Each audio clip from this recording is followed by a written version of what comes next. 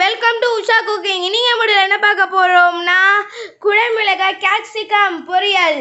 அங்கே பக்கம் வத்த குழம்பு வச்சுட்டு இப்போ கேப்சிகம் பொரியல் சமைக்கிறதுக்கு தேவையானலாம் சொல்லிடுங்க மதர். எண்ணெய் ஊற்றிட்டு கடுகு, ஜீரகம், உளுத்தம்பருப்பு, கடலைப்பருப்பு எல்லாம் சும்மா 4 போட்டுக்கணும். அப்புறம் வரமிளகா, அவ்வளோதான். வேறு எதுவும் இல்லை.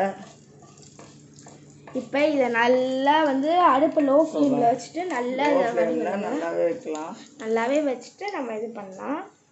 இந்த பக்கம் குழம்பு கொதிக்க ஆரம்பிச்சிச்சு. அந்த பக்கம் குழம்பு வத்த குழம்பு வச்சுருக்கோம்.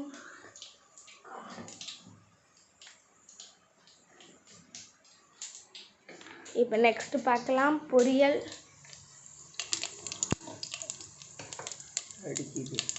எல்லாம் வெடிக்குதே. இப்போ கேப்சிகம் எங்களுக்கு வெங்காயம் தக்காளி எதுவும் போட்டு தேவையில்லை. இது போட்டாலே செம்ம டேஸ்ட்டாக இருக்கும்.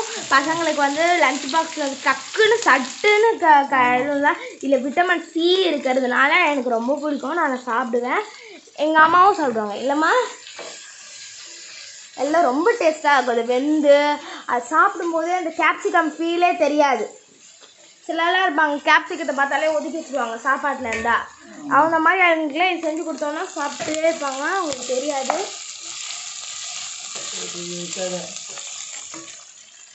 கொஞ்சம் மிளகா, மஞ்சள், கொஞ்சோண்டு ஒரு சிப்பு மஞ்சத்தூள்,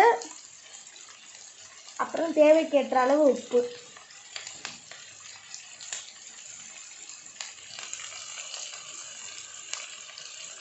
கொஞ்சமாக உப்பு போடணும். உப்புத்தூள்,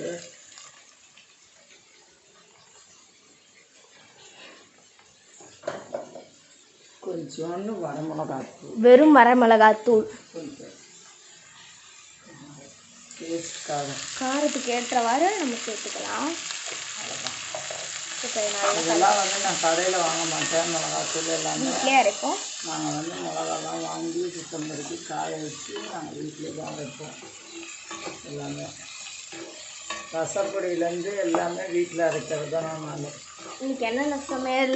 மொச்சக்காய் கத்திரிக்காய் போட்டு காரக்குழம்பு, கேப்சிகம் பொரியல், நல்ல தக்காளி ரசம், அப்பளம், ஒயிட் ரைஸ். இதுதான் எங்கள் மத்தியான சாப்பாட்டு. காலையிலுக்கு நாங்கள் தோசை ஊற்றிக்குவோம்.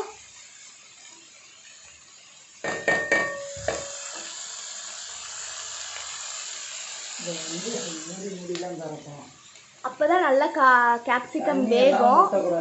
தண்ணி எதுவும் ஊற்றாமல் இருந்தாலே அதுலேயே தண்ணி சத்து இருக்கிறதுனால அதுவே நல்லா வெந்துக்கும்.